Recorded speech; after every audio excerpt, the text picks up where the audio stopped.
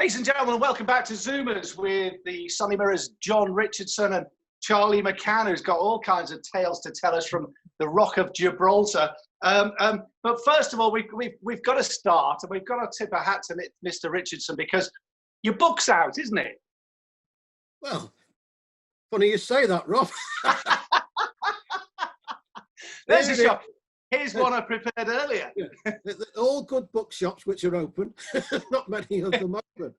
Yeah, but yeah, it's officially out next Wednesday, but few copies here, few copies.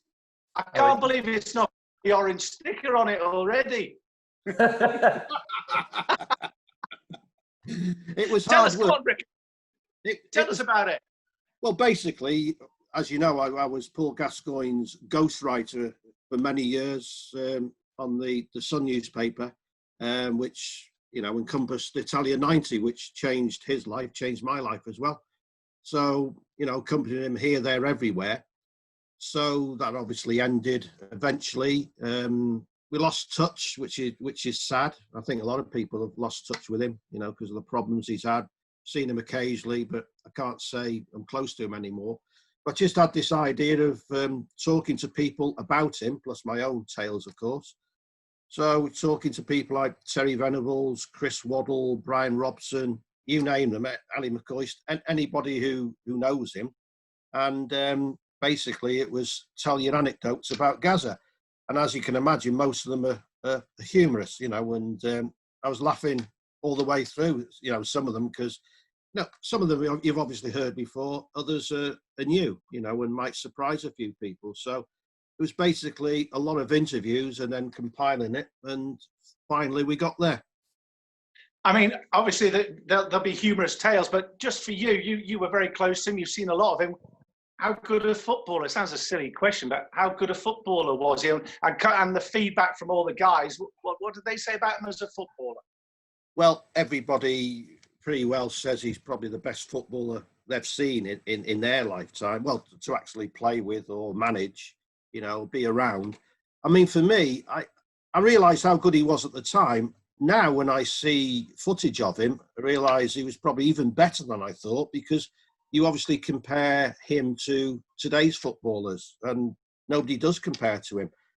In this country, I mean, obviously you got Lionel Messi, Cristiano Ronaldo elsewhere, players like that, but he was just absolutely fantastic. He didn't have a fantastic spurt of speed, but he could just glide past people. I suppose the nearest to him is Jack Grealish. You know, the way Jack can go past people.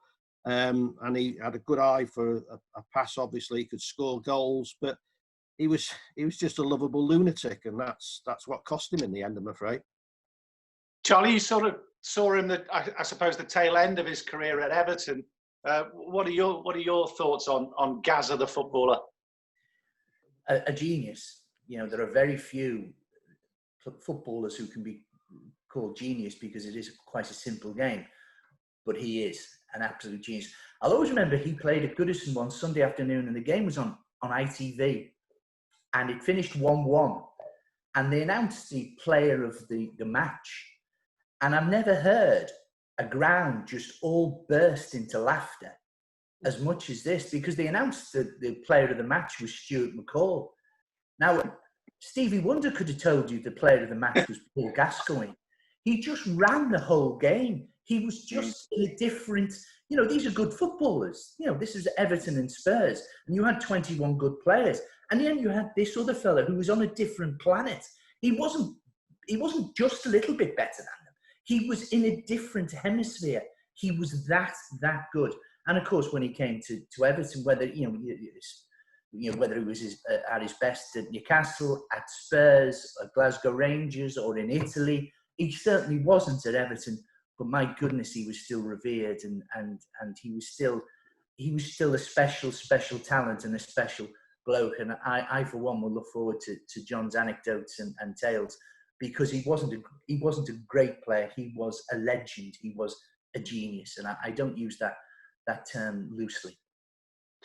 Rico, do you think you have to have that kind of maverick, Gaza-like side to you to be that good? To have it's not a madness, that's too strong a word, but something that maybe all geniuses have or possess.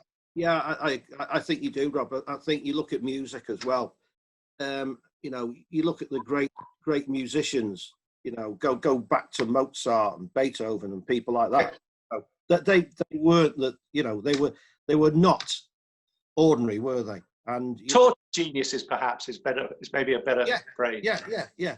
I mean, the only normal. Well, there's a couple of normal great musicians I can think of. My man, Springsteen. I think he's pretty normal. And probably Chris Martin from Coldplay. But you look at the others, and they're fantastic musicians, but, sex, drugs, rock and roll. And it's a bit like that with football. I think some of our great footballers, look at George Best, for instance, they do border on lunacy at times, and I think that's what makes them great. Were you involved this week? We'll talk. I know Charlie was glued to Liverpool celebrations at Anfield. He came over, I think, for the night. Hang on. Before I immediately switched over to the darts once Liverpool's game finished. Charlie, before we go any further, I'm fascinated about. We're actually recording this episode a little bit earlier because you've got a very busy day today. Now, just explain what you've got to do because this fascinates me. Right, on the way home from Benalmádena on Tuesday, we bought a sofa. Now, normally, this is in Spain. Now, it takes normally about 10 to 12 weeks for it to be delivered. But once it gets to the border, the removal people cannot bring it across. You can't go from Spain to Gibraltar. So I've had to employ rock removals, wonderful name, rock removals to travel up to DFS near Benalmádena in round about Fengarola this morning to go and get the sofa. They've got to bring the sofa across. I've got to meet them at the border. I've got to pay the duty on the sofa. Then they've got to bring it. It's all very, but that is life on the rock. I bought something in Spain, and it's not they're not allowed to come across the border. So it costs you about 450,000 quid. It's fair to say it's cost me slightly less than that, but as you say, just the removal thing, and of course the guys have then got to come in. Anyway, it's but that's my busy inverted commas day. I've already written my preview of the football for both the relegation and the top four finish, and I've got my racing preview to look forward to. Yes, but most key thing is my DFS sofa and my negotiations at the border and improving sort of Spanish Gibraltar relationships. This is the price you have to pay. This is the price you have to pay for. This is the price you have to pay for being a rich Texas, Yeah. Well, anything but. Listen, let's focus on then the top four. What's it going to be, Rico? You've got to fancy Manchester United. Leicester, since lockdown, they've been a different team, haven't they? So you have to worry about them. It's great that it's coming off to a shootout. At least Leicester have got a chance. Man United, only need to draw. I think they'll do that easily. I think they'll probably win. Then you look at Chelsea and Wolves. I mean, Wolves are playing well. If you're Frank Lampard, you really wouldn't want them as your last game. They're free-flowing, as we know. They're capable. I think Chelsea will squeeze it. So I think I'll go for Chelsea and Manchester United as the third and fourth. Charlie? It's difficult to argue with John. I think when you look back at Leicester, they haven't won any of the last 8 away games in the Premier League, and you could argue, do they deserve it as a result of that? The injury to Maddison hasn't helped. The suspension to Sonju, I think, may be pivotal on Sunday. And of course, it's fascinating that you've got Harry Maguire going back to Leicester, not having missed a minute of a Premier League game. He's been wonderful. I was writing this morning who would be your Manchester United player of the season. I suppose Bruno Fernandes and Marcus Rashford are the sexy ones, should we say, for different reasons. But Maguire has been the rock for me, to use the rock being the in word today. But he's been absolutely inspirational for me. And the irony, of course, he's going up against Johnny Evans, of course. Yeah. Of course, the sub battle between Vardy and Maguire could be pivotal. I thought Vardy was past his best, despite, you know, at the start of the season he's done as well as he's ever done in the Premier League. And I must say, I thought his all-round game against Sheffield United when they won 3-0, I never thought he had that range of passing. I never thought that was Jamie Vardy. I thought he was the roadrunner who had an eye for goal, who was quick, aggressive. I didn't think he could let held. He was absolutely sensational.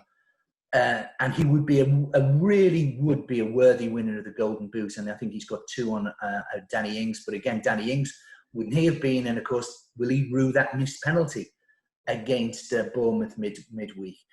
A long-winded answer. I think Chelsea will only draw with Wolves. I think Wolves, remember the end of last season, they went to Anfield and could have rained on Liverpool's parade. They were the better team against Liverpool. As it turned out, of course, City got the job done at Brighton. But Wolves are a very good team. I think they'll get a draw, and it wouldn't surprise me if it's a similar result at the King Power, although I have gone for United to win and both teams to score. This time last week as well, we spoke about Christian Pulisic. If you can explain to me why he's not started at Wembley or at Anfield, you know, discussion, you know, please, you know, I can't get my head around this. I know Mason Mount, but William, we all think is going to go in the summer, maybe even to Arsenal. But I think Pulisic is far too good a player. As it turns out, it hasn't, you know, and it'll be interesting, of course, that selection on Sunday against Wolves. Rico, we touched on Pulisic. I mean, he looks just a cut above. Sort of Jurgen Klopp they said it was a fatherly look he gave him, having worked with him. I bet it was a jealous look that he wasn't a Liverpool player. Probably tapping him up, I would think. Yeah, he's well, as we discussed last week, we all agreed he's going to be a sensational player, if not now. I mean, that run, you know, through the left. It was electric, wasn't it? And the way he took a couple of defenders out, absolutely brilliant. I agree with Charlie. Why he's not starting, I don't know. I'd have to ask Frank Lampard about that one. But he is probably he's certainly Chelsea's best defensive player at the moment. And I saw, you know, when they lost, I covered the game at Sheffield United when they lost 3-0 and Chelsea really stank the place out. But he played really well, you know, which proved that even on a bad day, he's prepared to do it. You know, he's got a great attitude. People who know him say he's quiet. He just wants to play football. He just wants to fly the USA banner, if you like, in the Premier League. And he's doing it absolutely brilliantly at the moment. And I agree with Charlie. Why he's not starting, I don't know. Who goes down, Rico? Oh, I'm afraid it's going to be... I'm afraid Bournemouth. I think Charlie's boys are not going to lie down against Bournemouth. I just feel sad because, you know, I'm a big fan of Eddie Howe.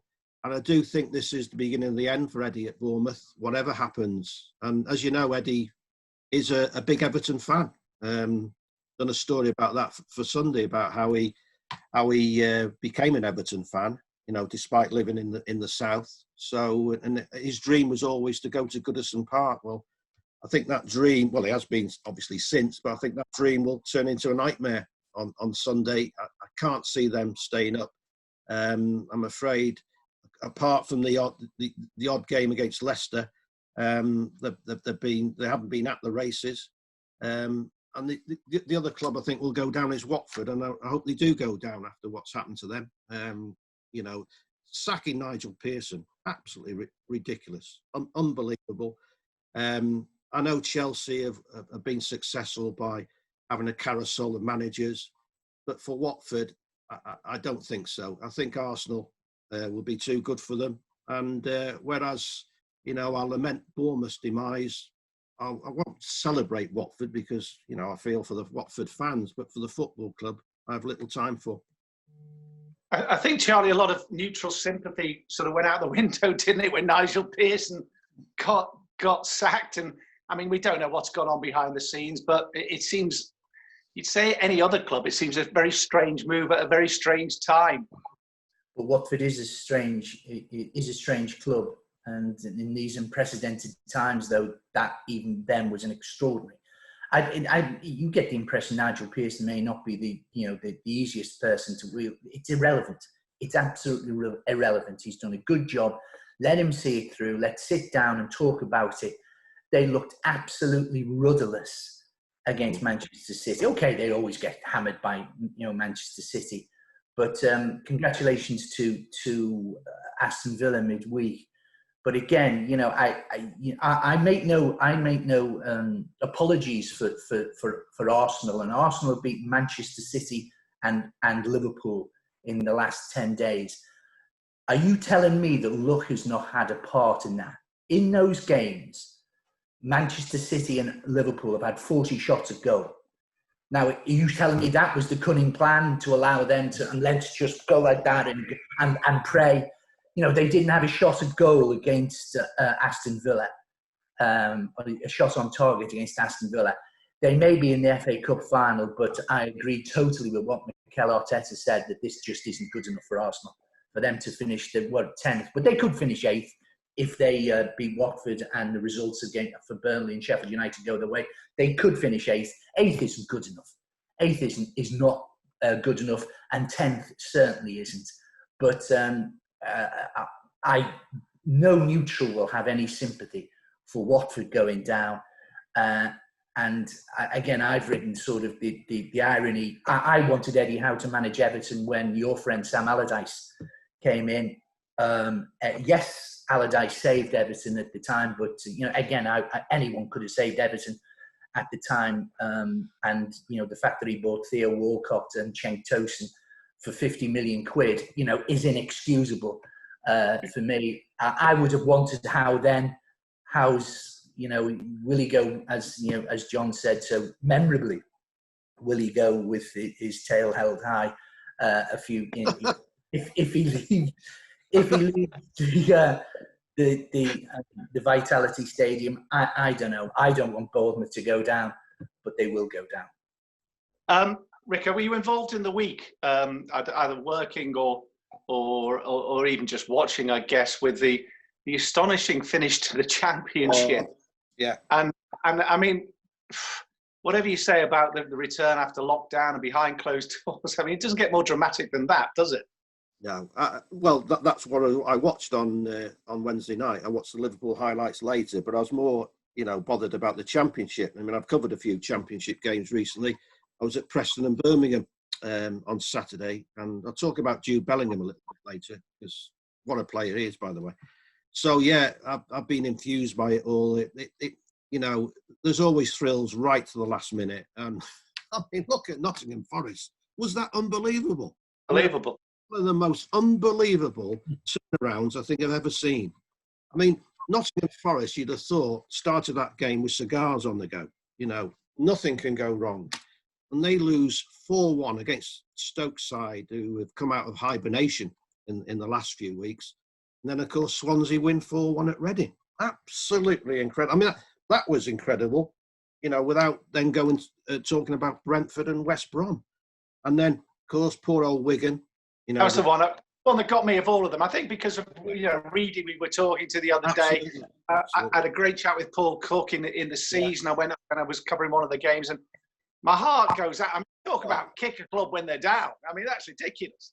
Oh, it's shocking. I mean, I hope there is a huge inquiry into what's happened, because it stinks, to be honest. It's not right.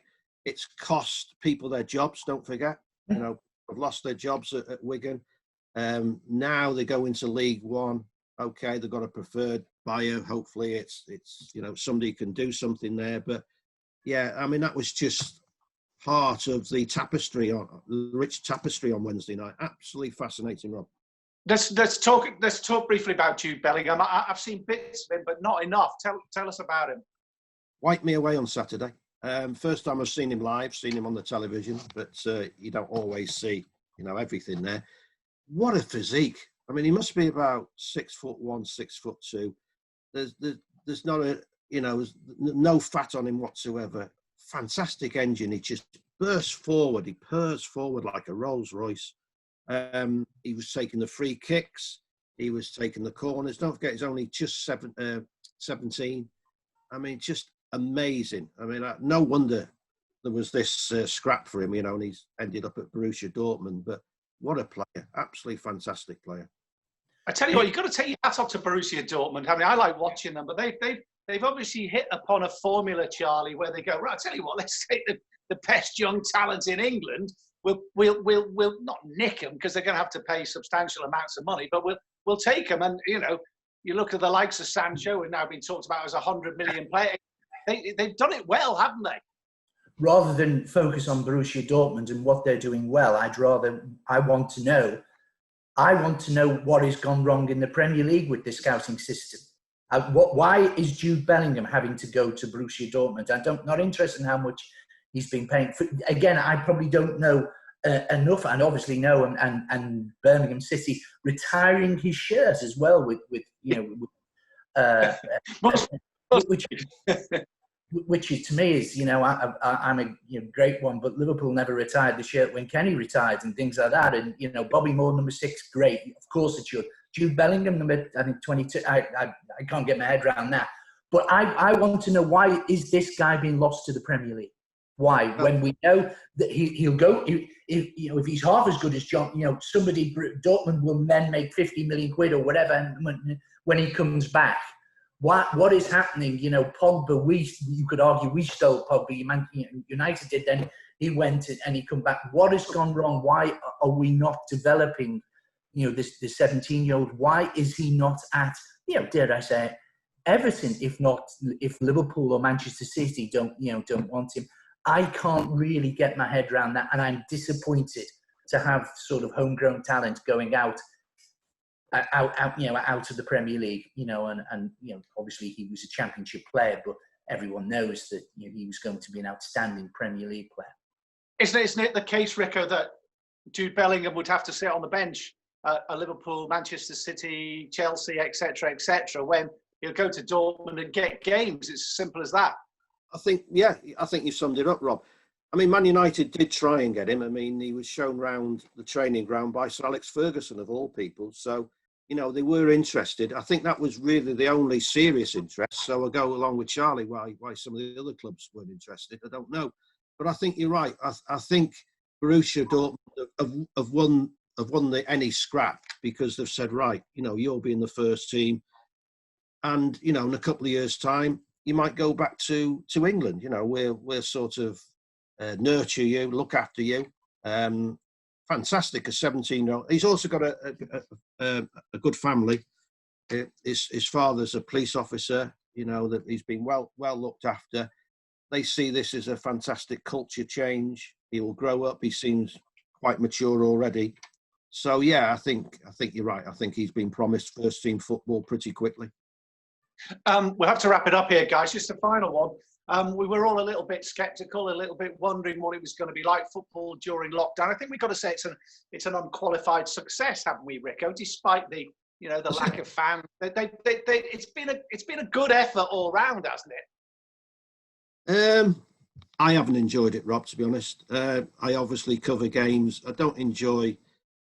I just want fans back. Sure. To be fair, it's better than I originally thought. You may remember this, our first one. I was, you know, shooting it down the banks, if you like. But it's better than I thought. It's not the real thing. It never will be. And the worry is they're talking about, you know, football coming back with fans in October, which is like 30% in grounds. And how they manage that, I don't know, because what happened outside Anfield on Wednesday night is an indication of the problems that can happen. So I do fear for that. Yes, it's better than I thought it'd be. You can switch off sometimes and think it's a real game. I think the intensity is not there. I mean, I covered that, as I said earlier, the Sheffield United-Chelsea game. Now, Sheffield United beating Chelsea 3-0. It would have gone off, you know, the roof would have come off the stand. But, you know, did it really matter? But yeah, better than I thought, but not the real thing. Charlie, your overall summing up of it? Unqualified success, I'd agree with. I've really enjoyed it. It is. I was really sceptical and thought this is going to be, but having watched what happened in the Bundesliga previously, I thought, why not? Why not? And I think some of the games, have been, the Liverpool-Chelsea game, it was a slow burner, man. If we go back, do you remember when it was 0-0 half-time in all the games, but I think the players, etc., everybody has got used to it. And dare I say it, I think it's something we're going to have to get used to. I'm an armchair sort of supporter here, and of course, but I will be watching from my new sofa, of course, on Sunday. I'll be watching those games, and almost for the first time. I don't know why. Rob, I'm almost a cricketer first and foremost. Cricket's my first love, and horse racing, and football sort of joined second. But I normally sort of enjoy the end of the season. I'm going to miss it. I'm looking forward to the Champions League. I'm looking forward to the return. I don't know why. I really do think it's been an unqualified success. And I think the Premier League, Sky Television, everybody involved should deserve such great credit for putting on the show, for keeping us all entertained, albeit in some sort of eerie, but we're almost used to it. And I think what will be more different is when John says when it's only 30%, and so the roof won't come off Goodison if they score against Manchester United or Liverpool. Not that we ever scored against Liverpool, but if we ever did, that 30%, because I'm used to. Hang on a minute, that's a sort of muffled sort of. That will be almost as strange, but I think an unqualified success, and congratulations to everybody involved in the process, for entertaining me, I must say. Says a man who doesn't have to cover it. Quite. Hey, and we're just finished up. I've got to watch Gylfi Sigurdsson. We started talking about a genius at the top of the show. The boss is doing a lockdown. What's he doing? I saw your Twitter feed this week saying Bruce Springsteen, isn't he doing some music or is he lockdown from his front room or something? No, he does a radio show for, is it Sirius FM, the American, right. And that's just been Radio 2 using it, at midnight, right. On a Saturday, midnight on a Saturday. I mean, that's relegated. He's got to be in time. Anyway, yeah, exactly. Hey, Rico, Charlie, thanks a lot, lads. We'll talk again next week. Have a great week. Look forward to it, guys. Bye, John. Bye, Rob. Hey, Rob. See you, fellas.